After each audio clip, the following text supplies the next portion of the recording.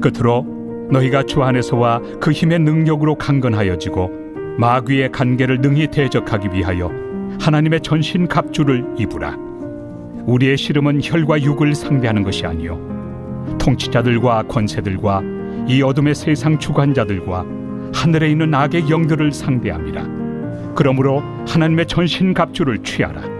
이는 악한 날에 너희가 능히 대적하고 모든 일을 행한 후에 서기 위함이라. 그런즉 서서 진리로 너희 허리띠를 띠고 의의 호심경을 붙이고 평안의 복음이 준비한 것으로 신을 신고 모든 것 위에 믿음의 방패를 가지고 이로써 능히 악한 자의 모든 불화살을 소멸하고 구원의 투구와 성령의 검 곧 하나님의 말씀을 가지라. 모든 기도와 간구를 하되 항상 성령 안에서 기도하고 이를 위하여 깨어 구하기를 항상 힘쓰며 여러 성도를 위하여 구하라. 또 나를 위하여 구할 것은 내게 말씀을 주사 나로 입을 열어 복음의 비밀을 담대히 알리게 하옵소서 할 것이니 이 일을 위하여 내가 쇠사슬에 매인 사신이 된 것은 나로 이 일에 당연히 할 말을 담대히 하게 하려 하심이라. 할렐루야. 올 한 해 말씀으로 시작하기 위해서 우리 신년 축복성에 오신 성도님들을 주님의 이름으로 환영하고 축복합니다. 오늘부터 3일 동안 5차례 말씀을 전해주실 분은 김철수 목사님이신데요. 우리 프로필에 케냐 선교사는 전 케냐 선교사 맞고요. 전 나이로비 복음주의 신학대학원 교수님도 맞는데요. 풀러 신학교는 지금도 교수님입니다. 전을 현으로 바꿔야 됩니다. 그래서 이거 꼭 바꿔주십시오. 네, 지금도 현역에서 열심히 사역하고 계시는 우리 김철수 목사님 잠깐 그 식사하면서 대화를 나눴는데 기대가 됩니다. 왜 기대가 되는가? 저하고 결이 많이 비슷하십니다. 그래서 우리 성도님들이 평소에 듣던 음식에서 조금 더 퀄리티를 높인 그런 좋은 음식을 드실 것 같아서 기대가 됩니다. 우리 김철수 목사님 나오실 때 우리 할렐루야로 환영하도록 하겠습니다. 할렐루야. 헌금 기도 부탁합니다. 한번 기도하겠습니다. 하나님 아버지, 저희를 사랑하시는 그 사랑 앞에 저희들이 다시 나왔습니다. 주의 거룩하신 존전 앞에 저희들이 사랑을 고백하는 우리의 심령으로 우리 귀한 하나님의 백성들이 저들의 삶의 귀한 부분들을 아끼고 절약하여 주님의 거룩하신 제단 앞에 올려드립니다. 주님 받아주실 뿐만 아니라 저 손길 한 사람 한 사람의 삶에 하나님의 임재와 하나님의 그 아름다운 모든 것들로 채워주셔서 이 땅을 사는 동안 주를 위하여 마음껏 소신껏 하나님을 향하여 힘있게 살다가 주 앞에 서는 모든 백성들 되도록 축복하여 주시옵소서. 오늘도 주의 음성을 저희들이 간절히 사모하오니 이 시간 성령으로 오셔서 저희들이 꼭 들어야 될 말씀으로 듣게 하시고 우리의 가슴 속에 하늘나라의 지평이 더 넓어지고 더 커지는 역사를 이루어 주시옵소서. 이 한 시간 온전히 주의 성령께 의탁하오며 예수님의 이름으로 기도하옵나이다. 아멘. 아멘. 할렐루야. 예, 감사합니다. 이렇게 또 2026년 신년 말씀의 축복 성회에 부족한 사람을 초청해 주셔서 함께 하나님의 은혜를 경험할 수 있는 귀한 기회를 주셔서 감사합니다. 저를 소개를 잘 해주셨는데 저는 그 선교사로서 1989년도에 케냐로 갔습니다. 가서 이 케냐 어딘지 혹시 아시죠? 예. 예. 모르시면은 오늘 밤에 집에 가셔서 숙제를 하시길 바랍니다. 동아프리카에 있습니다. 동아프리카에 89년 6월에 나갔는데 저희 현지의 아프리카 내지 교단과 저희 교회가 몇몇 교회들이 그 당시에 저희 이제 교단에는 GMS라는 선교회가 있는데 그것이 결성되기 전에 저희 교회들의 목사님들이 그 지도자들이 저쪽의 교회와 협력을 해서 젊은 선교사 한 가정을 보내달라 해서 갔습니다. 가서 현지 교단의 목사님들과 같이 북방에 저쪽 이디오피아로 올라가는 쪽에 무슬림 지역에 들어가서 교회를 개척하고 전도 사역을 하면서 이제 아프리카를 배우기 시작하면서 선교사의 삶을 시작을 했습니다. 이제 만 30 지나서 31에 아내와 우리 딸이 그때 이제 1살이 막 지났는데 가서 소위 오지, 지금은 이 대한민국이 저한테는 오지입니다만 그때는 너무 춥고 너무 더워요. 거기 제가 있었던 데는 덥기만 하든지 아니면 이제 산악 지역이라 또 이제 선선한 데도 있고 좋은 데도 많이 있고 합니다만 거기 들어가서 첫 사역을 시작을 하면서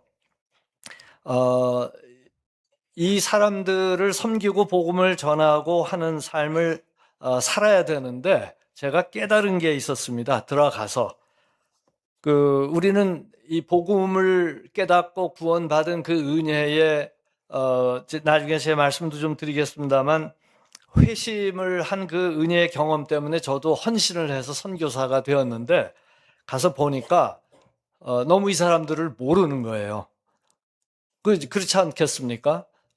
제가 미군 부대 출신인데 그 당시에 이제 70년대에 미군 부대에 들어가서 흑인들과 같이 일을 하고 싸우기도 많이 하고 했습니다만 그 사람들하고는 또 다른 아프리카 본토의 이제 흑인들을 만나게 됐는데 겁이 많이 났습니다. 처음에 갔을 때. 그리고 저희가 갔을 때는 뭐 요즘은 답사한다고 왔다 갔다 이렇게 하기도 하고 우리 이제 후배 선교사님들은 요즘은 또 교통도 좋아지고 그래서 이렇게 했지만 저희 때는 그냥 편도로 끊어가지고 가면 이제 죽는다. 그래서 이 파송 예배 때 저희 전 교우가 이제 저희 호르몬이 모시고 저하고 이렇게 둘이서 신앙생활 하다가 이제 결혼하고 가족을 갖게 된 그런 케이스인데 이제 김철수 선교사 파송한다라고 해서 파송 예배 때 전 교인들이 다 우셨어요. 저희 어머니도 이제 그 당시에 집사님이었는데 나와서 하나밖에 없는 아들 선교주로 내 보내니까 이제 우시는 거죠. 인간적으로는 마음이 굉장히 서운하시고 그런데 저도 이 어머니 놓고 이제 아프리카 그러면은 아프리카 그러면 떠오르는 생각들이 있으시잖아요. 그게 뭐 정확하지는 않아도 틀린 것도 많지만 어쨌든 아프리카 간다 그러면 저도 왜 아프리카를 가게 됐는지 저도 잘 모르겠어요. 네, 사람들은 뭐 하나님이 불러서 불렀으니까 갔죠. 당연히 하나님이 인도를 하셨는데 인생의 여정을 돌아보면은 여러분들도 제가 얘기하는 건 그냥 만담을 하는 것이 아닙니다. 시작할 때 제 소개를 제 이야기를 통해서 여러분들께서도 본인들을 돌아보시는 시간들이 되시기를 바라서 말씀을 드리는 거니까 제 얘기를 좀 할 거거든요. 한 이제 3일 동안. 하나님께서 우리 인생 가운데 찾아오시는데 제가 아프리카로 갈 줄은 꿈에도 생각을 못했죠. 그것도 목사로 선교사로. 우리는 모릅니다. 맞습니까? 네. 그거 그렇게 알고 싶어가지고 제가 대한민국에 와서 보니까 그렇게 점집이 그냥 막 돈을 벌더라고요. 사람은 궁금해요. 모르면 답답해요. 결론부터 말씀드리겠습니다. 이 말씀 깨달으면 뭐 집회 여기서 끝날 수도 있어요. 이 시대에 이 굉장히 복잡하고 어려운 시대에 하나님은 여러분들을 필요로 하십니다. 아멘이 굉장히 약하네요. 잘 모르겠죠. 왜 필요로 하시는지. 네. 정말 우리가 주님 안에 있는 사람이 맞는다면 이번 5번의 집회 동안에 말씀을 나누려고 하는 것이 우리가 누구인지 알아야 됩니다. 우리가 얼마나 영광스러운 존재인지를 아셔야 돼요. 만일 이것을 알면은 이 세대는 오늘날만 대한민국 21세기 온 세계가 오늘날만 이렇게 어수선한 것이 아닙니다. 인간이 창세기 때부터 나중에 저희들이 보겠습니다만 창세기 때로부터 주님 다시 오실 때까지 이 땅에는 평화가 없습니다. 평화가 없는 그 어느 시점에 태어나서 사는 거예요, 우리가. 그런데 우리가 태어나서 사는 그 시점이 뭐 1990년대일 수도 있고 2000년대일 수도 있고 1700년대일 수도 있고 1세기였을 수도 있는데 그 어느 때도 천국 같은 때는 없었습니다. 맞습니까? 없었습니다.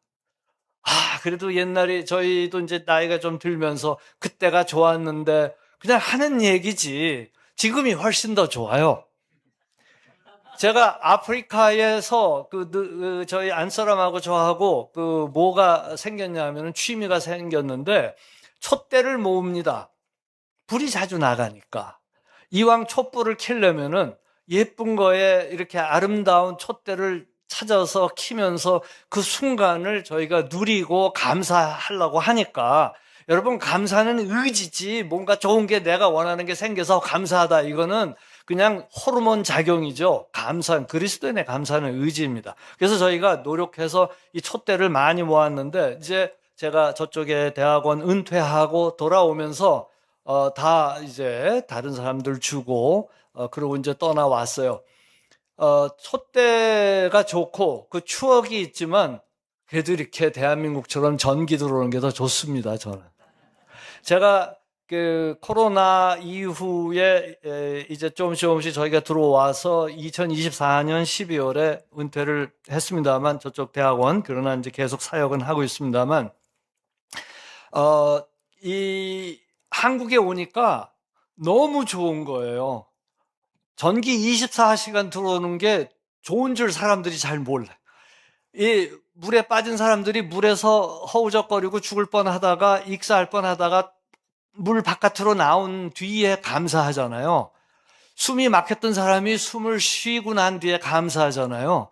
사람들은 있으면은 그 있는 거를 너무도 당연하게 생각하면서 살기 때문에 감사가 없는데 그리스도인은 무엇이 있는지 내가 왜 감사할 수 있는지를 아는 사람들입니다. 근데 만일 그리스도인들이 그것이 아니고 본인들의 생각 속에 욕심이 마치 하나님이 주신 생각인 것처럼 착각해서 그거를 원하고 거기에 완전히 집착해서 산다면은 고통은 더 심해질 것이고 뭘 보면 아느냐면 감사가 없어지는 것을 보면서 저 사람은 지금 못 보고 사는구나 하는 것을 알 수 있다고 하는 것입니다. 아프리카에서 아프리카에 좋은 거 굉장히 많습니다. 아프리카를 사랑하기 때문에도 그렇지만 또 아프리카에서 하나님께서 성령의 역사가 일어나고 있는 엄청난 그 스토리들과 이야기들이 많습니다. 아프리카 옛날에 타잔 영화 보고 동물의 왕국만 봐가지고 아프리카 알고 있는 분들이 많은데 목사님 가셨는지 아시겠습니다만 좋은 것들이 많습니다. 경제적인 것만으로 세상의 사람들을 우리가 판단해서는 안 되죠. 그 좋은 것들이 굉장히 많이 있는데 부족한 것 또한 많습니다. 그래서 이 감사가 부족한 것들이 있는 이유는 감사할 제목을 가질 수 있는 그러한 환경을 주시기 위해서 부족함을 때로는 허락하시기도 한다고 저는 믿습니다. 그래서 우리의 인생을 돌아보면은 지금까지 온 것들을 우리가 전체적으로 돌아보는데 감사가 없으면 지금 현재 정말 어려운 일이 있다 할지라도 감사할 줄을 모르는 거는 신앙이 약한 거예요. 그 사람의 직분이 무엇이든 간에 감사하는 만큼 신앙의 양과 신앙의 능력이 있는 것입니다. 그 중에서도 제가 이번에 집회를 통해서 말씀을 나누고 싶은 건 바로 뭐냐면은 자기를 인하여 감사했으면 좋겠어요. 여러분 실제적으로 심리학자들, 상담하는 사람들 또 여러 가지 연구 조사를 해보면은 대부분의 사람들은 자기 때문에 감사하는 사람들 별로 없습니다. 혹시 그 나르시시즘을 앓고 있는 사람들, 나르시시스트라고 한국말로 뭐죠? 자기 성의 그 환자들, 나르시시스트라고 하는 말 들어보셨잖아요. 소시오패스도 있고 사이코패스도 있고, 정신적으로 아주 이기적인 사람, 그래서 남의 고통을 느끼지 못하는 아주 못된 그런 사람들, 영화에도 많이 나오고 드라마도 나오고 하는데, 그런 사람들의 특징은 감사가 없어요. 감사가 있어도 자기가 원하는 것이 생기면은 감사하는데, 감사의 대상이 없죠. 감사할 대상이 없죠. 다 자기가 했다고 생각하는 거죠. 그래서 그리스도인들이 자기를 인하여 감사한다는 거하고, 이런 나르시시스트들이 생각하는 그런 자기 사랑하고는 다릅니다. 그래서 어떤 분들은 아니 그거는 나르시시즘 아닙니까? 자기를 사랑하는 거. 우리 그리스도인들의 자기 사랑은 그거하고는 완전히 다릅니다. 저는 이번에 집회를 통해서 여러분들이 거울을 볼 때 모르는 사람들은, 복음을 모르는 사람은 저 아무개 장로님, 아무개 집사님, 아무개 권사님, 저 나르시시즘, 자기에 빠진 거 아닌가? 그럴지 모르지만, 여러분들이 아침마다 거울에 이제 가서 씻으시잖아요. 거울 안 보시는 분들 없잖아요. 딱 보면은 대부분의 많은 사람들이, 심리학자들이 얘기하는 것이, 보면은 만족하는 사람들은 별로 없어요. 그냥 주로 자기 도취는 있을지 모르지만 감사는 없어요. 근데 딱 보면서 감사합니다. 감사는요, 감사하는 대상이 있습니다. 우리는 그 대상이 누구입니까? 하나님이십니다. 하나님과 관계가 맺어졌기 때문에, 하나님이 누구신지 우리가 알기 때문에 우리는 감사를 하는데, 그 감사가 내가 원하는 것, 내 육신이 원하는 것, 또는 내 필요가 채워져서 감사하는 것보다 더 깊고 심오하고 더 탁월한 영적 능력의 감사가 있기를 바랍니다. 그것은 나를 있게 해주신 그 하나님, 내가 비록 지금 어려운 상황이 있다 할지라도, 내가 지금 여러 가지 도전이 있고 또 병마와 싸우기도 하고 여러 가지 경제적인, 재정적인 이슈로 하나님께 구하며 여기저기 뛰어다닌다 할지라도, 나라고 하는 존재가 예수 안에 있는 것 때문에 하나님께 그래도 하나님 감사합니다라고 얘기할 수 있는 그 사람은 복음이 무엇인지 아는 사람입니다. 이 마지막 시대는 이때만 더 어려운 것이 아니라는 것을 일단 말씀을 드립니다. 처음에 예수님 오셨을 그 당시도 어땠습니까? 우리가 성경을 보면 알듯이 엄청 힘든 때였습니다. 예수님 간신히 살아나셨습니다. 예수님은 하나님의 아드님이시고 창조주 제3일체 제2위이신 하나님의 아들이셨지만, 이제 더 계속해서 말씀을 드리겠습니다만, 그분이 이 땅에 인간의, 그것도 가장 나약한 인간으로 가장 못 사는 시골 구석에 나사렛 동네에서 거기서 성장하시고, 갈릴리 지역이 보면은 굉장히 그 당시에서도 이렇게 후미진 곳인데, 그쪽을 하나님이 선택하셔서 거기서부터 나오셔서 이제 그 지방에서 여러 가지 사역을 하시면서 하나님의 영광을 드러내시는데, 예수님의 육신의 형제들이, 예수 형, 당신 지금 하는 거 보니까 이 엄청난 거 이렇게 하는데, 그러면 저 큰 도시 예루살렘으로 가서 하면은 엄청나게 사람들이 모일 거고, 그걸로 우리 이제 로마 제국을 다시 전복시켜가지고 우리 땅을 찾읍시다. 이제 이런 얘기를 하는데, 하나님의 뜻은 인간의 생각하고 달랐죠. 여러분들이 잘 아시다시피. 하나님의 관심은 하나님을 상실한 인간들을 회복하시는 것입니다. 그것이 로마 정부건 이스라엘의 왕국이건 어떤 형태가 중요한 것이 아니라, 어떠한 형식과 형태에 있다 할지라도 하나님을 모르는 사람들이 하나님 없기 때문에 불행하게 사는 삶을 보시면서 거기에 찾아오신 그 하나님의 뜻을 아는 사람들은 이 세상이 안 바뀌어도 사람을 바꾸는 놀라운 삶을 살았다고 하는 것입니다. 여러분, 세상은 바뀌기 어렵습니다. 더 나아질 수는 있어요. 어떤 편의적인 부분에서 더 나아질 수 있어요. 아프리카에 있다가 한국으로 오니까 세상에 이런 천국이 없어요. 편안해요. 편의가 많아요. 그런데 제가 쭉 이렇게 다녀보니까 사람들이 다 썽이 나 있는 것 같아요. 무서웠어요. 제가 그 어느 가게에 들어가가지고 안녕하세요 하고 인사했더니 여기는 인사하면 안 된대요. 그 신천지나 이상하게 도를 아십니까? 이런 사람들이 인사한대요. 그래가지고 인사를 했더니 뭐 찾으세요? 그러더라고요, 저보고. 이게 나 이제 양말 사러 들어갔는데, 그래서 양말 사러 왔는데, 그러고 그냥 쭈삣쭈삣 하다가 굉장히 마음에 상처를 받고 나왔어요. 인사했더니 뭘 찾으냐고. 안녕하세요. 그러면, 예, 안녕하세요. 어서 오세요. 그래야 되는데, 안녕하세요. 그랬더니 뭘 찾으세요? 그러는 거예요. 그래서, 우리 아프리카에서는 만나면은 무조건 몰라도 인사를 해요. 인사를 하는데 요즘은 도시화 돼가지고 빨리빨리 인사가 끝납니다만 한 5분 해야 돼요. 또 누가 저희 집에 찾아와서 김 목사님 잘 계셨습니까? 뭐 어떻습니까? 하고 고양이도 잘 있습니까? 개도 잘 있습니까? 다 물어봐요. 안부를 다 물어봐. 그럼 잘 있다고 그러고, 당신은 그럼 잘 있느냐? 손은 잘 크느냐? 다 인사를, 다 잘 있대요. 그런데 어떻게, 왜 오셨냐? 한 5분 지난 다음에 왜 왔냐? 그러면 지금 안 사람이 지금 막 죽으려고 그러는데 차 좀 빌릴 수 없을 거예요. 그러니까 안녕하지 않은데 인사가 중요한 거예요. 그런 만큼 사람이 만날 때 나오는 그 끈끈함들이 있는데, 그냥 거기에 익숙해져 있던 제가 와서 안부를 묻는데 아무도 안부에 관심이 없고 뭘 찾느냐고 그러니까. 네.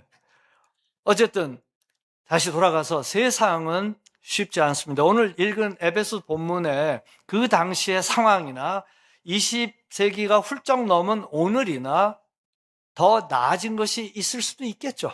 의학이라든지 여러 가지 위생학적으로 더 나아진 부분도 있고, 산업이 발전을 해서 생긴 부분도 있지만, 우리는 발달하고 발전한 것이 있는 만큼 또 상실한 것이 있게 마련입니다. 이 세상은, 이 땅에는 천국이 없습니다. 맞습니까? 근데 사람들은 이 땅에 천국, 유토피아를 건설하려고 하고 뭔가 더 나아지려고 하는 거, 그거 틀렸다는 얘기 아닙니다. 좀 더 삶의 질을 높이려고 하는 거, 그거 잘못됐다는 말씀 아닙니다. 그런데 이 신앙이 이야기하는 것은 무엇이냐? 신앙이 이 땅에 유토피아를 건설하는 것이 아니라 참된 복음의 신앙은 사람을 찾는 것입니다. 사람을 회복하는 것입니다. 근데 많은 사람들이, 제가 상담을 많이 해보고 국제적으로 하잖아요. 한국 사람들도 하지만 아프리카 분들도 하고 백인들도 만나서 해보고 국제적으로 해보면 공통된 것이 무엇이냐면, 사람이라면 공통적으로 갖고 있는 것이 뭐냐면 방금 말씀드린 것처럼 자기 자신에 대해서 만족이 없고, 심한 경우에는 자기를 굉장히 미워합니다. 그리고 자기를 미워하고 싫어하고 자기 태생을 감사하기보다는 원망하고, 그 원망은 자꾸 이제 많아지면 어디까지 가느냐면 조상 탓까지 가는 거죠. 조상 탓 가서 또 어떤 사람은 깊은 곳을 들여다보면은 하나님까지 원망해요. 신앙 있는 사람들이. 왜 하나님은 에덴 동산에 나무를 어쩌고 저쩌고 하고 해가지고 해서, 왜 하나님은 전능하시면 이거는 없애지 않고 저건 없애지 않고, 그래 돼 있어요. 그거 다 이해해요. 하나님도 아세요. 나도 아는데 왜 하나님이 모르시겠어? 다 아신데. 왜? 우리 속에 원망이 많은데 진짜 나를 십자가를 통해서 발견하면은 희한하게도 그것이 우리가 궁금한 질문이고, 저도 그거 궁금해요. 천국에 가면 그거 물어보고 싶은데 천국에 들어가면은 제가 확신하기로는 안 물어볼 것 같아요. 다 끝났는데 뭘 또 물어봐. 여기까지 왔는데. 여기 살 때 물어보는 거지. 그 질문으로 살아요. 신학을 하고 선교학을 하면요, 이 학문을 한다는 거는 학생들한테 늘 지도를 하지만 질문을 잘하는 것이 중요합니다. 질문을 잘하는 것이. 우리가 생각하는 거, 떠오르는 이 질문이 진짜 이게 합당한 질문인지, 이게 합리적인 질문인지, 내가 이 질문이 이게 내가 불만인지 질문인지, 이거를 잘 살피라고 얘기를 해요. 그냥 호기심인지 아니면 기여도가 있는 질문인지, 이거를 잘해서 이걸 갖고 와서 이제 그 연구 질문이라고 그러죠. research question이라고 연구 질문을 갖고 오는데, 요거 저한테 통과하려면은 요거 한 1년 가야 돼요. 많은 사람들이 질문을 잘못하고 있습니다. 특히 신앙적인 질문은 내가 누구인지 모르기 때문에 나오는 질문이 많습니다. 근데 내가 누군지를 안다면 예수 그리스도의 십자가를 통해서 이제 요번 5번의 우리 집회 시간을 통하여 이 십자가를 말씀을 드리려고 하는 것입니다. 나를 발견하게 되면 이미 알고 계신 걸 말씀을 드려요. 제가 모르는 얘기하는 거 아니니까 처음 듣는 얘기는 아니에요. 다시 확인시켜 드리고 다시 그 뜻을 더 깊게 그 우물을 파서 더 시원한 생수가 나오기를 바라서 말씀을 드리는 겁니다. 그래서 나를 다시 발견을 하게 되고 재발견하게 되고 그래서 거울 앞에 섰을 때 주님 감사합니다라는 고백이 나온다면 하나님은 바로 그 사람을 통하여 다른 사람들을 바꾸실 것입니다. 이 세상을 바꾼다. 톨스토이가 그런 얘기를 했어요. 사람들은 세상을 바꾸려고 하지 자기가 변화되려고 하지는 않는다. 그 톨스토이 선생이 그런 얘기를 한 거는 기독교적인 영향입니다. 우리는 세상을 바꾸고 이 세상을 유토피아를 만들겠다라고 하지만 본인은 안 바뀌려고 하고 다른 사람들을 다 자기한테 맞추려고 해요. 그래서 연합이 일어나지를 않아요. 그래서 연합을 우리는 유니티라는 영어로 쓰는데 유니티, 하나가 되는 거예요. 삼위일체 하나님이 하나이시잖아요. 완벽하게 서로가 이해되고 사랑하는 그 상태가 연합입니다.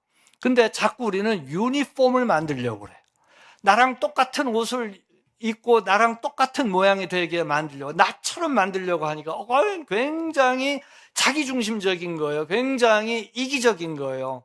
그리고 나만이 맞는다고 생각해서 나와 다른 사람들을 용납하지 못하는 그런 마음을 갖고 있기 때문에 남을 용납하지 못하는 사람들은 사실 자기를 용납하지 못하기 때문에 그렇거든요.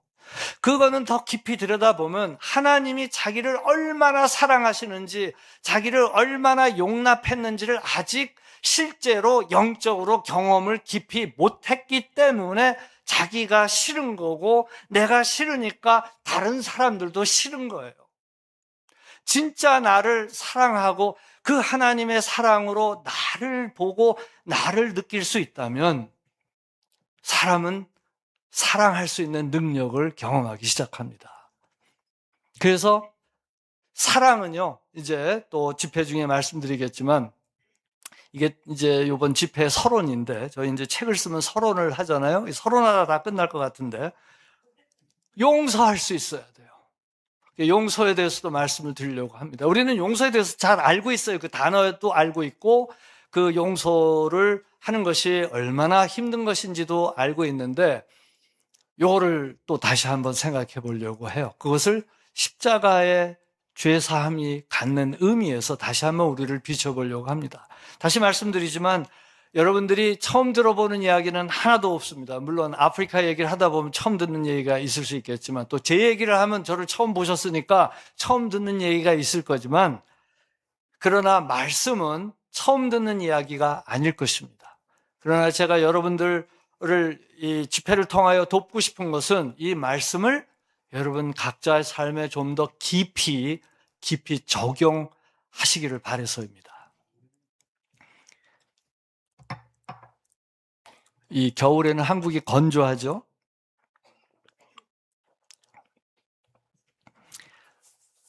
오늘 에베소서의 말씀을 보니까 이 세상은 전쟁터라 하는 말씀이 되는 것 같습니다. 오늘 읽은 에베소의 그 전체 그 배경을 보면은 이 하나님의 엄청나신 그 위대하신 경륜으로부터 시작해서 복음을 전하고 복음이 은혜로 주어졌다는 것을 강조하면서 예수께서 우리를 용서하신 것처럼 서로 용서할 것을 얘기하면서 이제 마지막 6장의 끝에서는 이제 편지의 결론을 내리고 있는 것입니다. 그래서 이렇게 살아라 하고 이제 10절 오늘 읽은 본문 말씀에 보면은 끝으로 이렇게 결론을 내리잖아요. 끝으로 너희가 주 안에서와 그 힘의 능력으로 강건하여지고 요 10절에만 힘, 능력과 관계되는 단어가 3개가 나옵니다.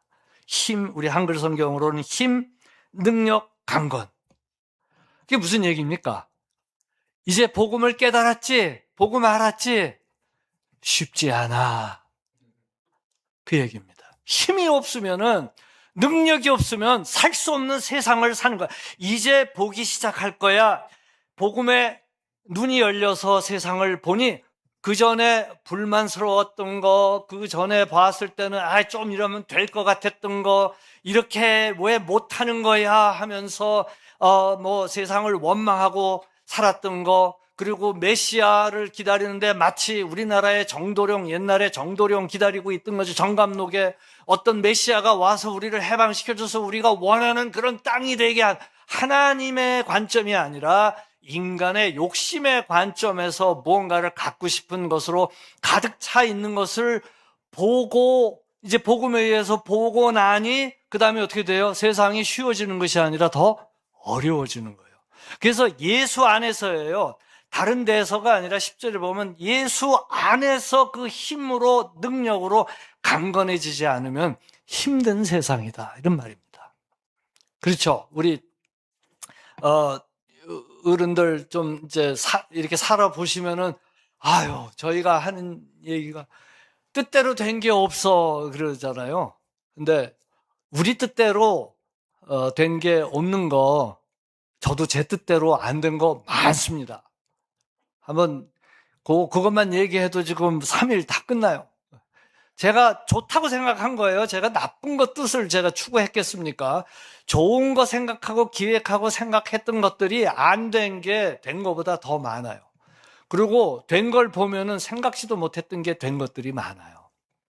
그게 학문도 그렇고, 이제 비즈니스 하시는 분들은 비즈니스도 그러실 부분들이 많이 있는 것을 제가 얘기를 듣습니다만, 인생살이도 그렇고, 가족관계도 그렇고, 친구관계도 그렇고, 아쉬운 거 많고, 모든 것들이 많은데, 만일 그 안 되고 아쉬운 것들 때문에 하나님의 나라를 못 보면 이거 큰일 나는 거죠. 이 신앙생활을 이제 한 인생을 저 자신을 보더라도 청년 때 가졌던 그 부푼 꿈 이루어질 거야. 그러고 막 그냥 금식기도 하면서 하나님 주여 하면서 갔는데 세월이 지났는데 된 게 없어요. 그러고 진짜 제가 이 성경을 읽으면서 은혜 받는 게, 이 성경 얼마나 많이 읽었겠습니까? 그런데 읽을 때마다 달라, 읽을 때마다. 왜냐하면 산 내용이 달라지니까. 1년 전에 살았던 거, 2년 전에 살았던 게 다른데, 인생을 이 땅에서 살고 다시 성경을 보면요, 참 이게 신비한 말씀일 수밖에 없는 게, 이 성경은요, 저희 어머니 무학이신데, 우리 어머니 제가 처음으로 전도를 했거든요. 제 회심한 얘기도 제가 나중에 말씀드릴게요. 나중에 시험 볼 겁니다. 그러니까 꼭 다 참석하세요. 저 학교 선생을 하다 보니까 시험을 봐야 되는데, 목사님 시험지 나중에 좀 다. 우리 어머니가 국민학교 문턱도 못 가보셨어요. 그래서 늘 평생 한이 돼서 저를 그렇게 공부를 시키신 거예요. 근데 그 어머니, 제가 보살님이었는데, 제가 전도를 해가지고 이 아들이 술을 끊어서 우리 어머니가 얘 안에 뭐가 있나 보다 그래가지고 교회 가겠다고 하는 거, 나중에 더 자세히 제가 어떻게 술을 끊는지 옛날 얘기지만 지금도 아주 생생합니다. 그래서 어머니한테 성경을 읽으라. 학교의 국문을 깨치지 못한 분이시니까 신문 보고 조금 더듬더듬 읽으시는 분인데, 한자 그냥 아들의 성화에 못 이겨가지고 성경을 읽으시는데, 성경을 읽다가 그때가 82년도인가 그래요. 어머니가 그냥 엉엉 우시면서, 우셨어요. 우시면서 저한테 와가지고 철수야 이리 와라 그래. 그러면 이 예수라는 양반이 나 때문에 죽었다는 거냐 그러시는 거예요. 그 마태복음 그 뒷부분 20몇 장을 읽고 계시더라고요. 그래서 저는 선교사로서 이 말씀을, 성경을 번역을 하고, 이게 신학자만 깨닫는 말씀이면 이건 신비한 책이 아닙니다. 이건 하나의 그냥 종교 서적일 거예요. 그러나 이거는 하나님의 살아있는 말씀입니다. 제가 아프리카에서도 많이 봤고, 무슬림들, 회심한 사람들, 저희 제자들이라든지 제가 아는 회심자들은 대부분 거의 다 대부분이라고 하는 건 안 그런 사람들도 있기 때문에 대부분 다 성경 읽다가 회심한 사람들이에요. 다 성경 읽다가. 근데 성경 읽는 게, 그 사람들은 성경 목숨 걸고 읽습니다. 중국도 그렇고, 뭐, 북한도 그렇고, 지하교에서는. 근데 성경이 흔한데 안 읽어. 참, 난 이것도 이해가 참 안 가. 성경이 흔한데 안 읽어. 성경이 집에 여러 권이 꽂혀 있는데도 안 읽어. 대단해요. 대단해. 목사님 한번 신방해야 될 것 같아요. 그죠? 그래서 우리 어머니가 이 성경을 읽고 회심하시는데 뭐 얘기하다가 어머니 얘기하다가 갑자기 내가 울컥해가지고 잊어버렸네. 4년 전에 98 되셔가지고 왕년에 보살님이 교회 신앙의 권사님으로 소천하셨어요. 저 케냐에 있을 때. 그래서 마침 다행히 제 아내가 그 치과 치료 때문에 한국에 있어서 그때 이제 어머니하고 저하고는 또 옛날 사람이라 호적이 같이 안 돼 있어요, 또. 그래가지고 그 어머니 이제 시신 모시고 하는 것도 제 안사람이 수고를 많이 해가지고 제 없는 사이, 코로나 때문에 당장 들어오지를 못해가지고 그래서 또 우리 목사님들이 도와주셔가지고 제 들어올 때까지 11일을 기다리셔가지고 저희가 정말 아름답게 어디죠? 그 하이 패밀리 갑자기 목사님 성함이 그 양평에 있는 데서 이제 어머니를 모셨는데 그 역사를 이렇게 돌아보면은 우리가 살아온 모든 그런 부분들이 자칫 잘못하면은 하나님을 원망하고 신앙 있는 사람들 얘기해요. 그리고 감사가 없고 왜 이렇게밖에 못 사는가? 그리고 하나님이 지금 일하시는데 그 하나님 놓치기 시작을 합니다.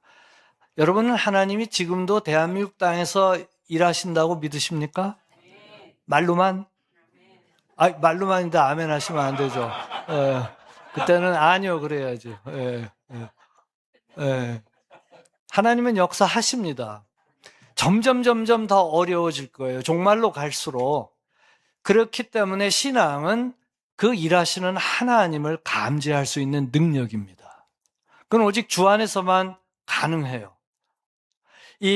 저는 전공이 이제 선교학 쪽이지만 문화인류학입니다. 그래서 문화인류학 공부하고 이 타 문화권에 돌아가는 것을 알아요. 어떻게 복음을 전하고 그 사람들에게 거기에 맞는 어떤 메시지를 준비할 수 있도록 돕는가, 이제 그런 것들이 특히 이제 저는 이슬람권이기 때문에 이슬람의 문화와 그 사람들의 정신세계, 그들의 영적 세계, 이것을 이제 연구해서 복음을 전할 때 단순히 교리로만 그냥 싸우고 논쟁하는 것이 아니라 실제로 예수의 능력이 나타날 수 있는 그들의 삶 속에 들어갈 수 있는 그런 부분들을 연구하고 실습하고 이제 사역을 하는데, 여러분 오늘날 이 사회, 대한민국 사회, 우리가 살고 있는 이 인천을 비롯해서 전국에 옛날 같지 않습니다. 맞죠? 다들 그러세요. 옛날 같지 않다는 거 당연한 거예요. 놀라실 거 하나도 없어요. 세상은 바뀌게 되어 있습니다. 이제 영적 전쟁에 대해서 우리 또 목사님께서 영적 전쟁 책을 쓰신 분이시고 또 상도 받으신 분이기 때문에 제가 긴장을 지금 많이 하고 있어요. 네, 우리 책도 쓰시고 그랬는데 혹시 틀리면 나중에 목사님 고쳐주세요. 근데 이거 강의하고 제가 한 건 제가 먼저 했을걸, 시작은. 네. 네. 사람들이 살고 있는 그 시대마다 악령의 역사는 악령이 그냥 옛날에 귀신 영화에 나오듯이 일하지 않습니다. 이 영적 전쟁에 관계된 수많은 에베소서에 지금 여기 오늘 읽은 본문의 정사와 권사 이거에 대한 해석도 엄청 많은데 이게 우리 복음주의 진영에서는 이걸 다 악령의 역사로 우리가 해석을 합니다. 그리고 그 당시에 바울 사도의 그 시대 1세기 때 그레코 로망이라고 하는 그 엄청난 로마 제국 안에 있는 그리스의 신화로 가득 찬 철학과 이 세상 학문 어마어마합니다. 어마어마해서 지금도 2000년이 지났지만 철학자들이 그리고 뭐 많은 그 학문을 인문학을 한 사람들이 그때를 계속 인용을 해요. 성경은 무시하지만 그 사람들 이야기는 엄청 갖다가 뭐 그냥 인용을 하는데 그다음 뭐 소크라테스 들어보셨잖아요. 뭐 그런 사람들 후예들 그 시대에 이제 그 시골 나사렛 예수를 믿어가지고 하나님의 아들이라고 하고 고백하고 다니는 사람들이 얼마나 가짜 같겠습니까? 그 사람들의 신앙, 여러분들이 카타콤 이야기도 들어서 아시겠지만 쉽지 않았습니다. 그리고 그들은 뭐 그 땅에서 뭐 좀 더 잘 먹고 잘 살려고 생각하는 것도 사치했어요. 왜냐하면 예수를 믿는다고 고백하면 죽이니까. 그러니까 그러한 상황 속에서 이제 왜 하나님 우리를 버리셨나, 유대인들이 막 그냥 그렇게 하고 있다가 그 여호와 하나님을 만난 거 아니에요, 예수님이. 그것도 인간의 모습으로 와서. 어떻게 그 여호와의 하나님이, 그 이슬람에서 그래서 예수를 못 믿는데 어떻게 그 전지전능하신 신이 인간이 될 수 있는가? 그 이유, 인간이 되셔야만 했던 그 이유를 이번 집회 때 좀 더 우리가 살펴보려고 합니다. 인간이 돼서 나타나니까 봐도 이게 믿을 수가 없는 거예요. 봐도 보았지만 이게 지금 갑자기 누군가 딱 여기서 그냥 그 시골 사람의 형태로 나와가지고 내가 예수다 그러. 하긴 뭐 대한민국에 예수가 좀 많아요. 여러분들 제가 80년대에 그 탕명한 소장님 그 당시에 예수가 한국에 200분이 계셨대. 500인가 200인가 하여간 대한민국에 어느 유튜브에 강연하는 거 보니까 한국 사람들은 신기가 많대요. 신기가 그 샤머니즘 무속기가 굉장히 강합니다. 그리고 저쪽에서 몽고 쪽에서 이게 집회 때이기 때문에 제가 막 여기저기 왔다 갔다 하니까 알아서 들으세요. 제 안 사람이 제발 한 군데 집중해라 했지만 그 수업하듯이 할 테니까 이 몽고를 거쳐가지고 다들 사람들이 지쳐서 거기서 이제 정착하고 나라를 일으킵니다. 그 중에 하나가 징기스칸이 있었던 몽고. 센 사람들이에요. 중국을 점령하고 세계를 점령을 했었으니까.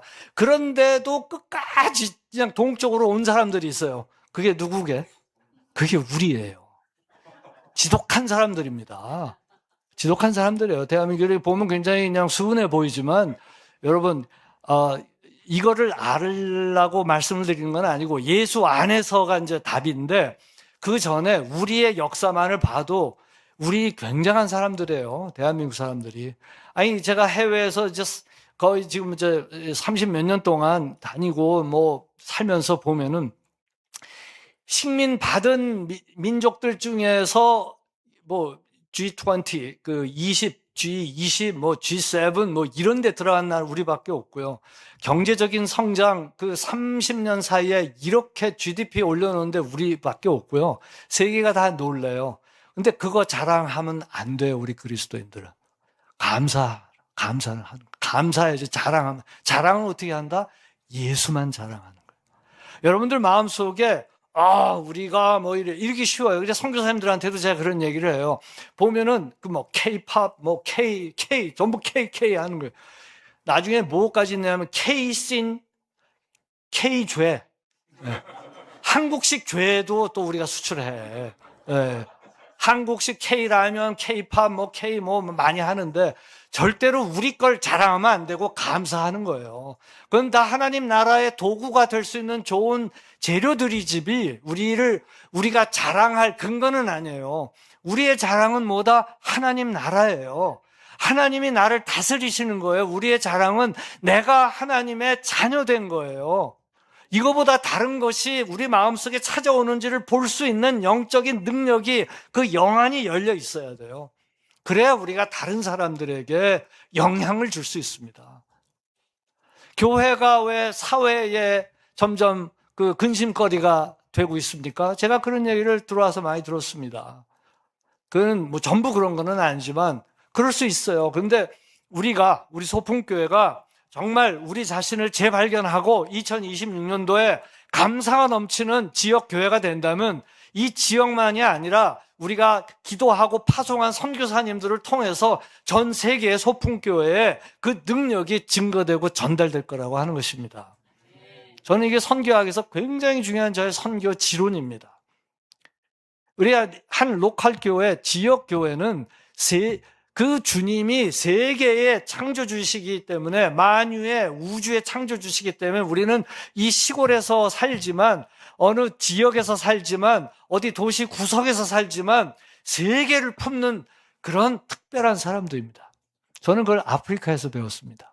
제가 탄자니아에서 리서치하면서 현장 조사하면서 이슬람 연구하면서 이제 거기 개척 사역하는 그 현지 전도자들을 도와서 사역을 하는데 1996년, 97년도에 그 현지 목사님이 저보고 우리 교우들이 당신을 위해서 기도한다고, 선교를 위해서 기도를 한다는 거예요. 그래서 깜짝 놀랐어요. 저는 아프리카가 선교를 받기만 한 줄 알았지 세계를 위해서 기도한다 그래서 난 그게 무슨 말인가 하고 가봤습니다. 갔더니 그 목사님의 아주 그 시골인데 바나나 숲이 이렇게 막 그냥 있는 바나나 나무 있고 뭐 아주 아프리카의 전형적인 그런 시골인데 거기 있는 분들이 저를 그냥 반가워하면서 인사하면서 우리가 당신을 위해서 기도했다 그래요. 생면부지 처음 보는 사람들이에요. 깜짝 놀랐어요.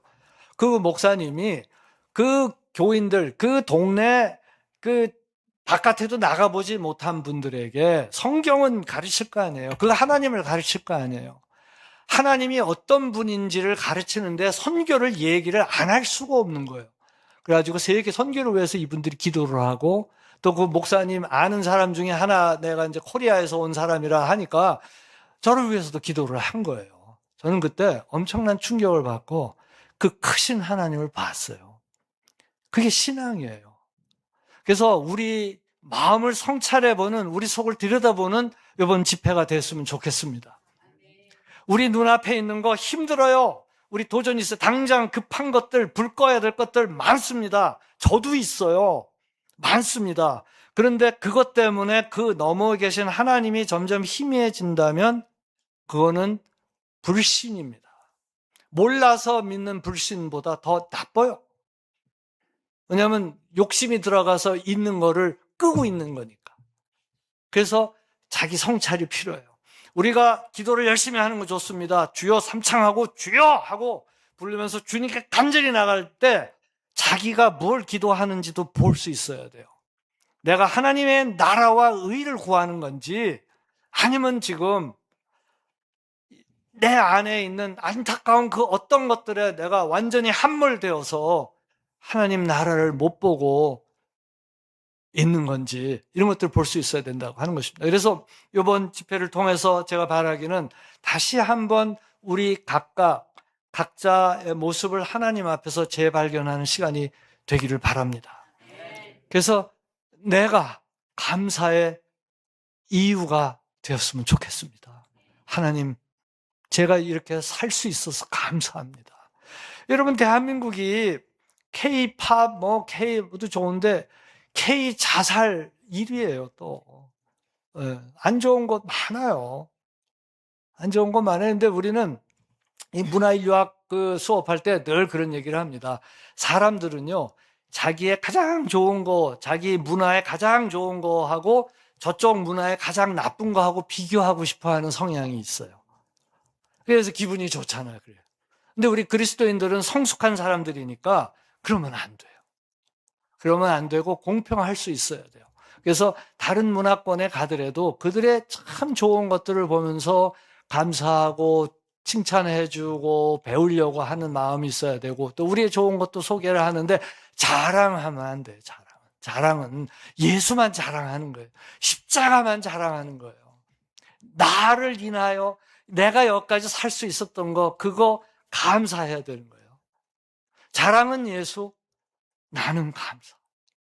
그러면요, 그렇게 살고 그것이 이 어려운 21세기의 오늘의 이 세속 사회에서 어떤 빛을 보지 못하는 이 주변의 사람들이 우리가 그렇게 살아나갈 때 우리를 통하여 빛을 보고 그 빛은 소망이고 이 많은 교우들이 그렇게 살 때 그야말로 소망이 풍성한 그런 사회를 만들어 간다는 것입니다.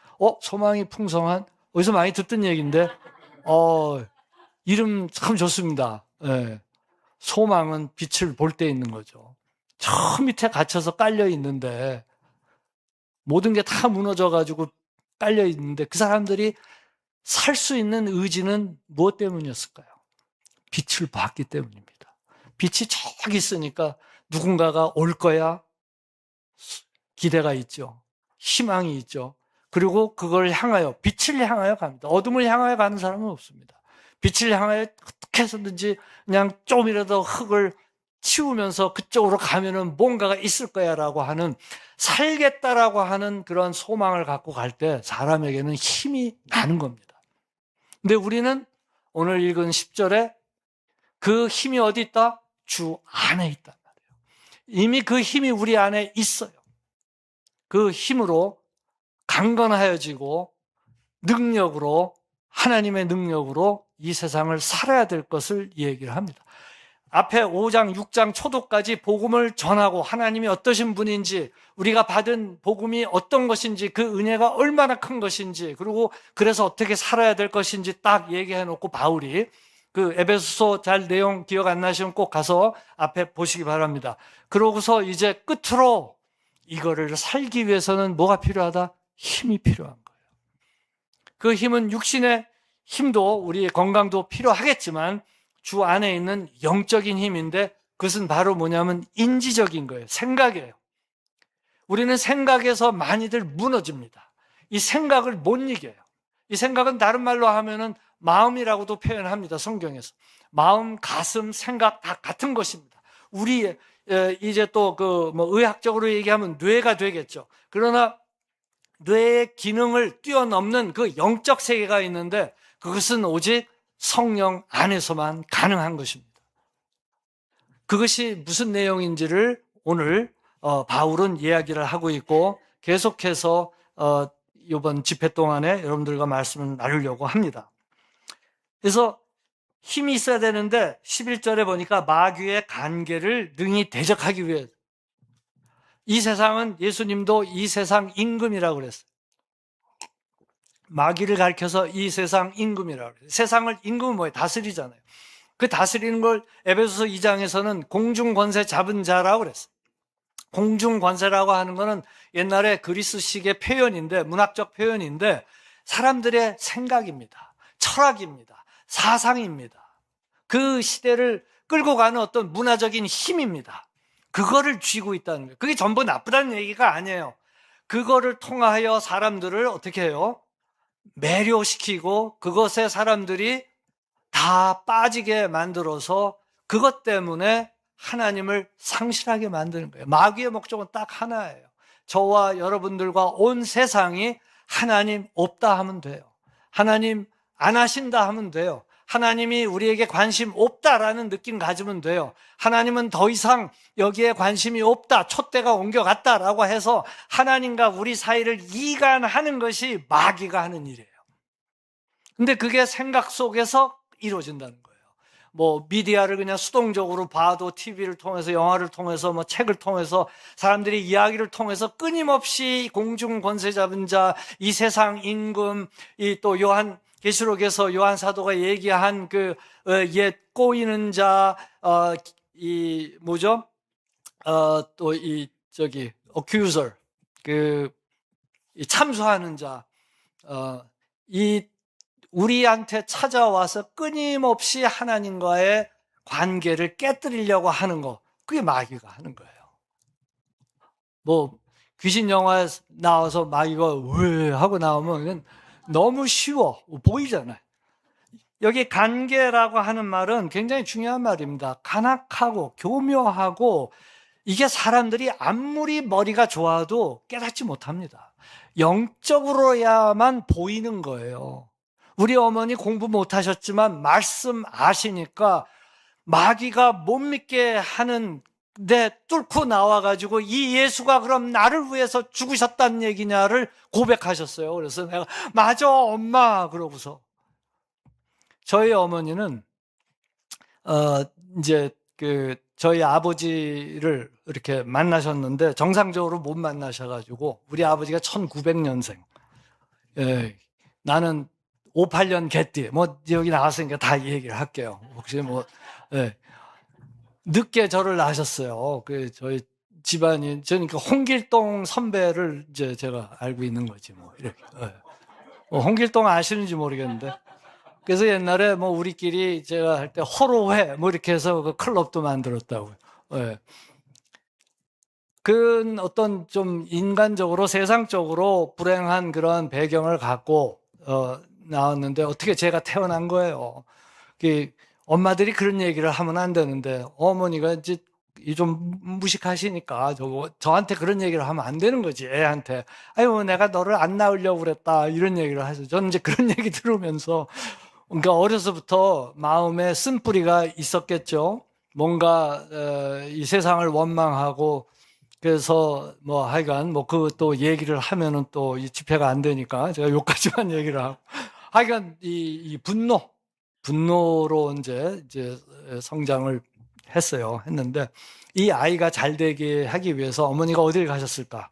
교회를 갔어야 되는데 교회를 안 가고 어딜 가셨냐면은 혹시 그 인왕산, 지금은 뭐 다 아파트가 섰더구만. 인왕산 저쪽에 보면 암자들이 많았어요. 거기 박수무당 한테 가서 제 이름을 올려서 제가 박수무당 그 어떤 분의 수양 아들이 됐어요. 그래서 저는 어려서부터 굿하고 귀신 뭐 하고 뭐 어쩌고저쩌고 하는 거 보면서 컸어요. 제 홍역 때도 굿했고. 그런데 여러분, 제가 그거 옛날에 경험한 거 지금까지 다 써먹는다니까. 뭐 경험했다 그러니까 제가 뭐 구술했다는 얘기는 아니고 무당했다는 얘기가 아니고 어려서 본 것 때문에 제가 아프리카의 무슬림 지역에 들어갔는데 신학교에서 저 신학 공부 잘했거든요. 뭐 지적으로 공부 잘하고 그랬는데 그거로는 도움이 안 돼. 그거는 신학적이고 철학적으로 사고를 하고 변증을 하고 막 하는데 이 아프리카 시골 거기서 무슬림들이 굿하고 뭐 악령의 역사가 일어나고 병 들리고 하는데 이 장로교 목사가 그거 배워본 적이 있어야지. 그 어디로 갈 생각이? 가는 게 내 어렸을 때로 가는 거예요. 답이 있나? 내가 이걸 배운 적이 있나? 그래서 선교 현장에서 실제로 사람들이 사는데 깊은 곳에 들어가서 영적인 악령의 역사들을 부딪히면서 이 종교라는 거, 또 샤머니즘이라는 거, 사람들의 이 연약한 마음, 성경이 이야기하고 있는 그 죄의 힘, 이런 것들을 체휼하고 경험하면서 진짜 능력 있는 그리스도인이 돼야 되겠다. 사역자 둘째치고 사역은 그냥 살다 보면 사역이 되는 거지. 능력이 없는데 사역을 한다고 그래가지고 그냥 그 스케바의 그 형제들 그 사도행전에 나오는 것처럼 예수의 이름으로 흉내내는데 그냥 내가 예수도 알고 바울도 아는데 넌 누구냐? 얻어맞는다고요. 내면이 하나님과 딱 맞아떨어져 있는 삶이 있어야지 어디서 주워 들은 것 같고서 사역하는 거 아니에요. 주워 들은 것 같고 이 세상 이기려고 해. 이겨지지가 않아. 세상이 얼마나 센데, 얼마나 험악한데. 이 세속사회가, 세속주의는요 종교보다 더 세요. 제 책에도 제가 엔트로폴로지 책 그 영어로 쓰고 이제 교과서를 지금도 쓰고 있는데 거기에 제가 세속사회를 경계하는 얘기를 썼어요. 왜냐하면 무슬림 사회도 지금 종교적인 사회, 아프리카 전통 사회도 이 세속주의가 얼마나 무서운 것인지를 지금 체감하고 있어요. 이 세속주의는 구약이 얘기하는 바알 종교와 똑같은 원리를 갖고 있습니다. 우상입니다. 이게 무신론이라고 그래가지고 종교가 아닌 게 아니라 신을 인정하거나 어떤 무신론이라도 불교같이 어떤 종교적인 어떤 그 윤리를 갖고 있고 뭔가 선을 추구하려고 하는 그 종교들보다도 굉장히 무서운 사탄의 간계가 숨어 있는 것이 세속주의입니다. 저를 가르쳐 줬던 이제 플로의 신대원에 제가 공부했을 때, 이슬람권 선교를 하니까 저희가 이제 꾸란도 공부를 하고 하는데, 꾸란을 가르쳐 주셨던, 옛날에 은퇴하셨죠. 스나이저 박사라고 그분이 이제 선교사로 그분도 이집트에서 오래 사역하시고, 한국이 아니라 이제 미국에 들어가셔서 교수하시면서, 그 수업 시간에 이런 고백을 하시더라고요. 자기가 당신이 이슬람을 이해하기 위해서 굉장히 그 사람들의 철학을 공부하고 신학을 공부하면서 꾸란만 한번 봐야 되겠다고 봤을 때 어두운 터널을 지나는 것 같은 굉장히 이 종교들 나름대로 다 설득력이 있거든요. 그러니까 그런 것에 빠지면 이렇게 되겠구나 해서 어떤 어둠의 터널을 지나는 것 같은 그런 고통을 경험했는데 그거보다 더 무서운 것이 내가 미국에 돌아와서 이 세속 사회를 살면서 흐트러지면서 흐느적거리면서 그냥 힘이 쭉 빠지는 그게 더 무섭다는 고백을 하셨어요.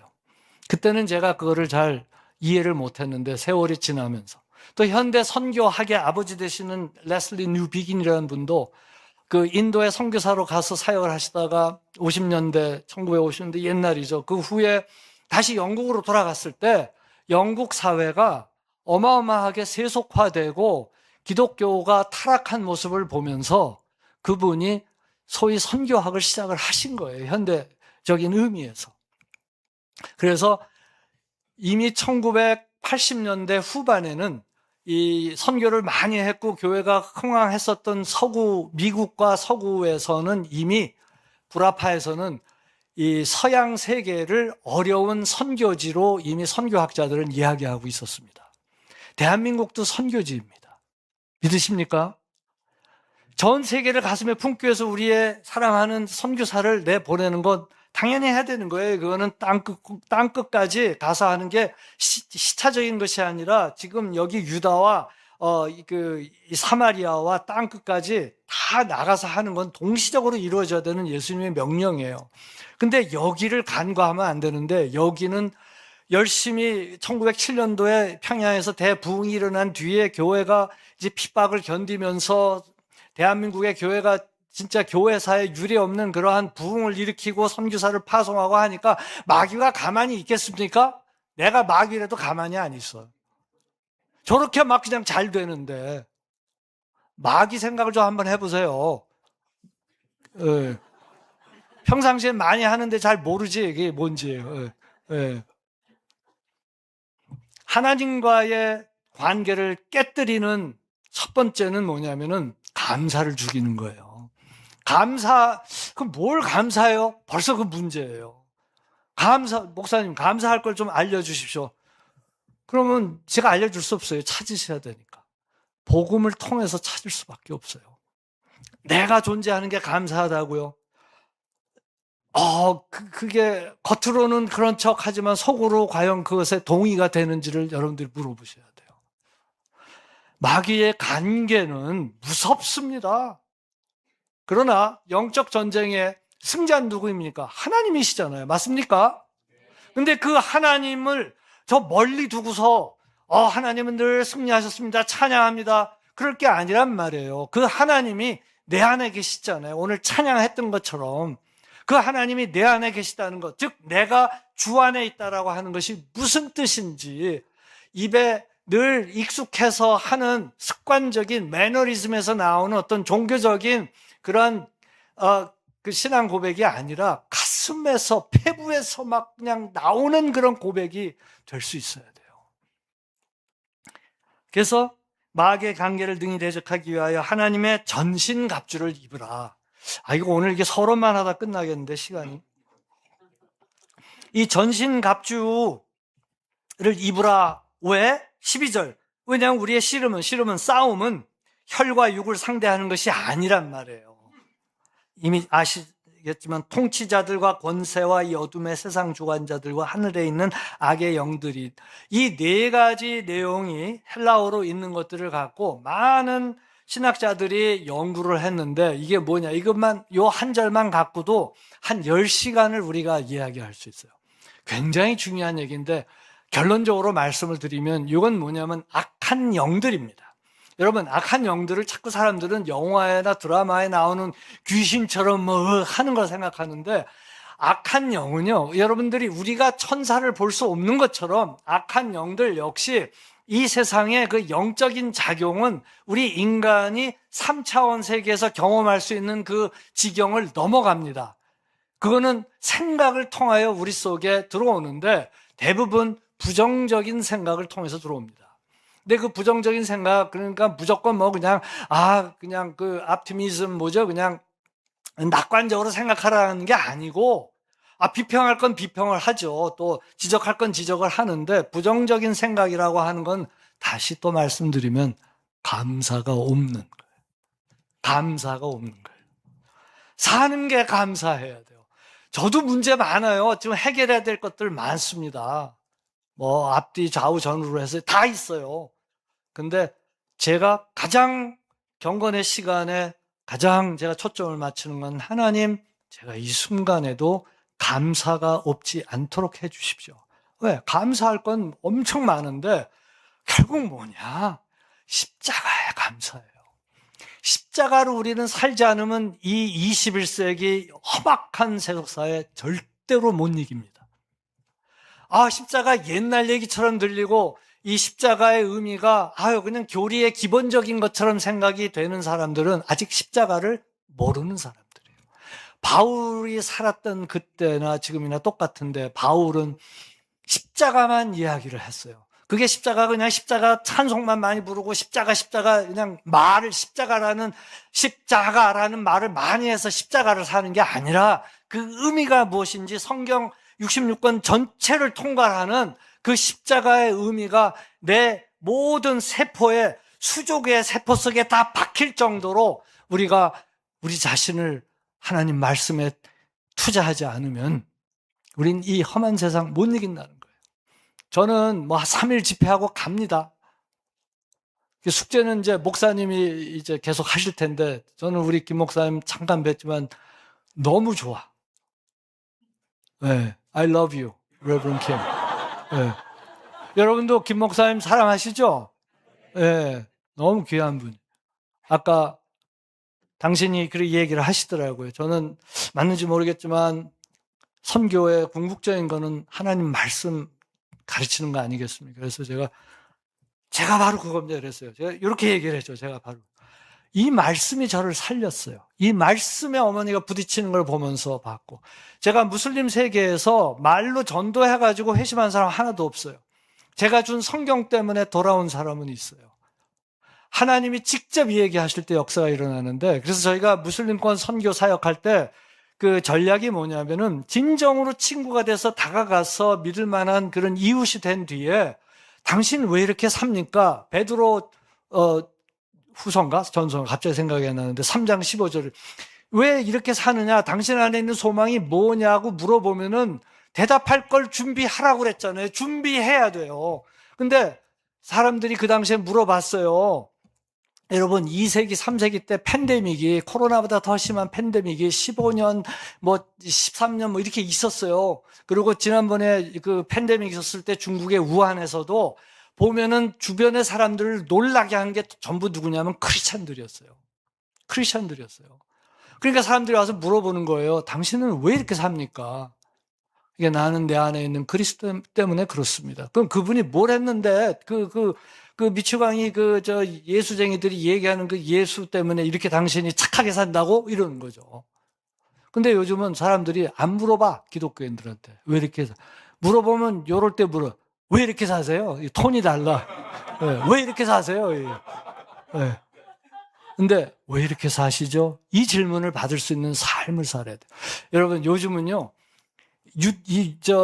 이거 디지털로 다 돼가지고 무슬림들도 기독교인들이 무엇을 믿는지 다 알아요. 저 시골에서 소치고 염소치고 하는 마사이 부족 저 깊은 데서도 이걸로 다 알아요. 교회에서 뭘 가르치는지 예수쟁이들이 뭘 믿는지 다 아는데 그렇게 사는 사람을 못 봐서 회심을 못 해요. 그래서 이제는 보는 복음이어야 돼요. 보는 복음. 이제 들어가지고 식상해. 들어도 그냥 다 아는 거 뻔히 아는데 좀 좋은 거 얘기할 수 없어요, 목사님? 우리 그거 다 아는데 혹시 그런 분들 여기 계시면은 오늘 철회하시기 바랍니다. 이 마귀는 어떻게 해서든지 우리로 하여금 하나님이 심각하지 않게 하나님이 우리에게 그냥 자꾸 그냥 소원해지도록 만든다는 것이죠. 그게 얼마나 센 세력인지 바울은 그 당시에 종교의 어떤 철학과 종교를 아우르는 힘을 가리키는 말을 4가지를 합니다. 통치자, 권세, 어둠의 세상 주관자, 하늘에 있는 악의 영들. 이렇게 한글 성경은 번역을 했지만 그 단어들은 아르콘 이렇게 해가지고 이 단어들이 그 당시에 어떤 종교의 수장을 가리키는 말, 그 시스템을 가리키는 말, 철학을 가리키는 말로 사용을 했어요. 그래서 이런 것들과 싸우는 거라는 얘기죠. 이제 예수를 믿은 지 얼마 안 되는 사람들한테 이 어마어마한 영적 세력과 싸울 준비를 하기 위해서는 13절에 하나님의 전신갑주를 입으라. 그럼 이 전신갑주가 뭐냐?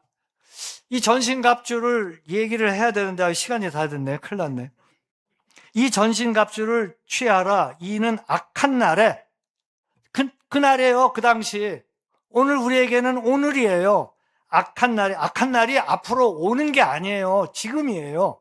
악한 날에 너희가 능히 대적하고 모든 일을 행한 후에 서기 위함이라. 이게 무슨 말일까요? 흔들리지 않고 하나님 나라를 이어받을 수 있는 거, 이 땅은 잠깐이에요. 그런데 이 소망에 여기 있는 허상들에 빠져서 이 허상들 때문에 결국 무너지지 않기 위해서, 왜? 이 어둠의 세력은 우리로 하여금 무너져서 결국 이 허상에 함몰돼서 영원한 그 무엇인가 약속된 거, 그 영생을 취하지 못하도록 하기 때문에, 이건 무슨 종교적인 얘기 같고 그냥 지금 눈에 보이지도 않는 것이기 때문에 허탄한 얘기처럼 들릴 수 있도록 만드는 그 일을 하는 것이 마귀가 하는 거예요. 마귀가 그냥 겁주는 그냥 영화의 주인공으로 나오는 것이 아니라. 그러므로 하나님의 전신갑주를 취하라. 그런즉 서서 14절부터 몇 절 나오는데 이제 요겁니다. 진리로 너희 허리띠를 띠고 의의 호심경 이제 앞에 갑옷 앞에 두는 그걸 호심경이라고 그러고, 평안의 복음으로 준비한 것으로 군화 신을 신고, 이게 전부 전투 용어입니다. 모든 것 위에 믿음의 방패를 또 믿음의 상징으로 썼고, 이로써 능히 악한 자의 모든 불화살을 소멸하고 구원의 구원 성령의 검 하나님의 말씀을 가지라. 그리고 모든 기도 간구를 하고 이렇게 하고 이제 나가는 거예요. 여러분 요걸 그림을 한번 그려보세요. 누군가가 요 그림을 그려봤는데 뭐가 빠졌게요? 이 갑옷 입은 거 전체에. 그래서 빠진 그림이 하나 있습니다. 등어리가 빠졌어요. 왜 그랬을까요? 이게 성경에 바울이 얘기하지 않기 때문에 성경 해석상 우리가 쉽게 얘기하기는 어렵지만, 이 말씀을 갖고 씨름하고 기도하면서 누군가가 글을 썼는데, 그 뒤에는 주님이 계시기 때문에 앞으로만 나가야 돼요. 앞으로. 이게 좀 싸우는데, 여러분들 그 영화에서 로마 병정들 싸우는 거, 스파르타 군대들, 아테네 군대들 싸우는 거 혹시 보셨잖아요. 하고 앞으로만 가잖아요. 그리고 앞으로 가다가 다 죽잖아요. 이제 그거를 형태를 갖고서 비유로 쓴 건데, 뒤는 비어 있는 거죠. 근데 그 뒤에는 누가 있다? 성령 하나님, 우리 주님이 계신 거예요. 앞으로 가는 거예요. 그리고 이 전쟁은 이긴 전쟁이에요. 십자가에서 이미 승리한 전쟁이기 때문에 가야 된다. 근데 그러면 저쪽에 요 말씀만 하고 오늘 이제 첫 집회를 마치겠습니다만, 이 전투를 향하여, 이 세상을 향하여 우리가 나아가야 되는데, 저쪽의 무기는 뭡니까? 전쟁에는 무기가 있잖아요. 마귀의 무기는 무엇입니까? 마귀. 예수님이 유대인들을 향하여 너희는 너희 아비 마귀에게서 났으니, 그는 뭐예요? 거짓의 아비예요. 거짓말이에요. 거짓으로 우리를 무너뜨리려고 합니다. 그러면 우리의 무기는 뭐예요? 참입니다. 진실입니다. 진리입니다. 그러므로 하나님의 전신갑주, 여기 나오는 말들은 전부 진리를 가리키는 말입니다. 그 진리. 근데 그 진리가 뭐냐면 14절의 진리인데 15절 보면 복음입니다. 복음, 그 다음에 믿음, 그 다음에 구원, 하나님의 말씀, 이렇게 상징적으로 표현을 하고 있는데, 군대 용어와 이 갑옷을 갖고서 표현하고 있는데 전부 뭘 가리키는 말이냐? 진리입니다. 그럼 이 진리는 무엇입니까? 거짓이 아닌 참인 것이죠. 그래서 이 진리를, 오늘 이 진리를까지를 해야 되는데 내일 해야 되겠네요. 이 진리는 여러분들이 잘 아시는 예수님의 요한복음 8장 32절에 제자들과 유대인들, 바리새인들을 향하여 하신 말씀에서 잘 드러나 있는데, 진리를 알지니 진리가 너희를 자유케 한다. 그건 무슨 뜻입니까? 자유케 한다는 얘기는 뭐예요? 자유하지 않다는 거잖아요. 왜? 거짓에 묶여 있기 때문에. 우리를 거짓으로 묶는 것이 사탄의 전략이고, 사탄은 공중 권세 잡은 자, 문화 속에 침투한 그 아주 교묘한 거짓말쟁이, 이 세상의 사람들의 가치를 전부 양적으로 정량제로 만들어 버려가지고 사람들을 위축되게 만들고, 봐야 될 걸 보질 못하고 보지 않아도 되는데 그것만 보도록 만들고, 뭔가가 일어나고 있어요. 역사가 일어나고 있는데, 여기에 교회도 우리 그리스도인들도 같이 휩쓸려 가지고 마음 상하고 힘들고 미워하고 용서 못하고, 그렇게 또 태어나고 그런 데서 아이들이 자라고, 이 가운데 이 모든 것을 스톱할 수는 없지만 이 가운데서 우리가 해야 될 것이 무엇인지를 알아야 돼요. 그게 바로 복음의 진리예요. 그것이 바로 이 험한 세상을 살아서 이길 수 있는 것은 우리가 누구인지 분명히 알아야 돼요. 내가 누구인지 분명히 알지 않으면 져요. 지게 돼 있어요. 저쪽은 이미 그 선수가 힘이 엄청 센 골리앗 같은 거예요. 다윗이 물맷돌 요걸로 해서 이겼지만, 딱 맞춰서 해야 되는데, 우리가 다 그걸 해야 되는데, 이거 없이 그냥 싸우면 다윗 져요. 근데 우리는 요 물맷돌, 요게 상징하는 거, 이게 알레고리는 아니길 바랍니다만, 하여간, 이게 내가 있어야 돼. 이 기술이 있어야 돼, 이게. 근데 요거 없는데 가서, 나는 다윗이지. 그러고 싸워봐, 죽지. 골리앗 못 이겨요. 딱 맞출 수 있는 게 있어야 돼. 그게 진리예요. 그 진리가 우리한테 있느냐? 알 겁니다. 우리는 복음을 압니다. 십자가가 무슨 뜻인지 압니다. 그런데 제가 제가 문화인류학에서도 인지인류학이라고 하는데, 생각과 감정을 많이 들여다봅니다. 아는데 그것이 느껴지지 않으면은 조금 아는 거예요. 느껴질 수 있어야 돼요. 하나님이 우리에게 주신 지성과 감성과 의지는 하나입니다. 하나의 인격체입니다. 알긴 아는데 느껴지지 않고 내가 살려고 하는 의지가 발동이 안 되면 내가 아는 알은 굉장히 부분적이고 제한된 거예요. 그래서 이것이 내 거로 소유가 되기 위해서는 이것이 내 가슴에 내려와야 되는데, 이게 인생의 이 여행에서 가장 어려운 여행이에요. 여기서 아프리카 가는 게 좀 멉니다. 이거하고는 비교가 되지 않을 정도로 먼 여행이 있는데, 그게 뭔지 아십니까? 내 머리에서 내 가슴으로 가는 여행입니다. 얼마 안 돼요, 요거. 얼마 안 돼요. 제가 얼굴이 좀 커가지고 좀 다른 사람보다 멀지 모르겠지만, 거기서 거기죠. 여기서 여기까지 가는데 시간이 수십 년 걸리는 거예요. 아는데 느껴져야 돼요.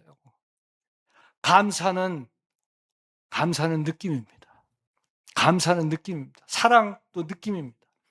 그리고 이 느낌은 의지를 발동시킵니다. 감사한 사람은 살려고 해요. 그리고 더 알고 싶어요. 이건 순환적인 거예요. 좋은 선순환적인 거예요. 그래서 우리가 하는 것이 뭐냐면 기도입니다. 그래서 우리가 아는 게 이 밑으로 내려가야 되는데, 이 아는 게 밑으로 내려가려고 하는 요 사이에 이미 마귀의 역사는 엄청 많은 거예요. 그렇잖아요. 솔직히 우리가 잘 살고 있습니까? 영적으로 많이 넘어지잖아요.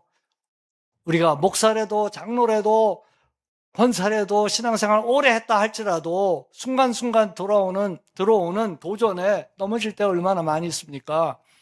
그러나 막 이런 것들이 있는데, 이거가 이 가슴에 와서 딱 했을 때는 우리가 물리칠 수 있는 능력이 있는 거죠. 그래서 기도를 하는 것입니다. 그래서 기도를 할 때 이 중간에 이것이 없어지고 알고 있는 것이 체휼되고 느껴지고 감사가 나오는 거예요. 저도 한국에서 아프리카 가니까 아무래도 기도하는 환경이 이제 한국하고 좀 다른데, 옛날에 신대원 다닐 때 기도하면 막 힘들고 하니까, 신학생 때 막 기도를 하면은 하나님 막 울면서 기도하고, 또 저 핍박받을 때 막 그냥 그래 기도를 하면은, 한참 기도를 하면 30분 지나서 1시간 하고 막 그냥 하면은 또 새벽 기도도 하고 희한한 체험을 하죠. 그 뭐냐면, 하다가 원망이 없어지고 나중에 감사하고 나오더라고요. 그게 기도의 신비예요. 기도를 왜 하겠습니까? 그 아까운 시간에. 기도 안에는 신비한 능력이 있기 때문에 하는 거예요. 기도를 해서 자꾸 사람들은 선앙당에 가가지고 뭐 놓고 정한수 떼어놓고서 빌면은 뭐가 온다라고 하는 종교적 생각을 갖고 있는데, 이 기도는 하나님을 만나는 거고 내가 바뀌는 거예요. 그리고 하나님이 덤으로 내가 구하는 그것을 주시기도 해요. 안 주시기도 하는데 주실 때가 나는 더 많아, 세워보면. 근데 안 받은 것만 많이 세니까 안 받은 게 더 많은 것처럼 느껴지지, 받은 거는 내가 구하지도 않는데 준 게 엄청 많은데 안 세. 인간이 내가 얼마나 나쁜지 안 세. 그냥 지가 달라고 했던 것만 세다 보니까 안 받은 게 더 많은 것처럼 느껴지. 사람이 그렇게 이기적이에요. 기도하면은 그런 자기의 모양이 빨개 벗은 것처럼 벗겨지면서 하나님 앞에 겸손히 나갈 수가 있습니다. 그래서 기도는 신비입니다. 그래서 그 신비를 통하여 감사함이 되고 다시 나를 찾는 것입니다. 내일 새벽에는 스바냐서 3장을 갖고 하나님이 어떻게 우리를 바라보시는지, 우리를 향한 하나님의 열망이 무엇인지를 제가 성경 말씀을 통해서 함께 나누어 보도록 하겠습니다. 진리가 곧 능력입니다. 진리가 우리를 자유케 해줍니다. 우리는 어딘가 묶여있는 사람들입니다. 잘못 알고 있는 게 많아요. 그리고 그 잘못 알고 있는 오해들을 가슴으로 느끼면서 사는 사람이 많아요. 저는 크리스천들 얘기하는 겁니다. 그런데 진리를 알면 알수록 더 깊이 겸손히 그 진리의 우물을 팠을 때 내가 잘못 알고 있었던 것들이 씻겨지면서 자유함을 경험하게 됩니다. 그 자유함이 능력이 됩니다. 묶여있을 때는 하고 싶은 거 못해요. 자유해야 뭔가를 하지. 그래서 그 자유함, 영적인 자유함을 여러분들이 이번 기회에 또 만끽하시고, 그렇게 한 해 2026년도 본인도 자유하시면서 많은 사람들을 자유케 해주는 그러한 귀한 우리의 인생이 되기를 간절히 축원합니다. 그럼 기도하겠습니다. 아버지 하나님, 우리를 자유케 하시기 위하여 우리 대신 십자가를 지신 그 사랑으로 오셨는데, 아버지 하나님, 저희들에게 성령님의 능력으로 말미암아 그것을 볼 수 있는 은혜를 허락하여 주시고, 그 자유함을 경험하며 그것을 느낌으로 또 우리의 의지의 발동함으로 하나님의 귀한 백성의 삶을 잘 살아드릴 수 있도록, 저희들이 감사와 기쁨이 충만한 삶을 살 수 있도록 저희들을 붙들어 주시옵소서. 온전히 주님께 저희 모두를 올려드리오며 예수님의 이름으로 기도하옵나이다. 아멘.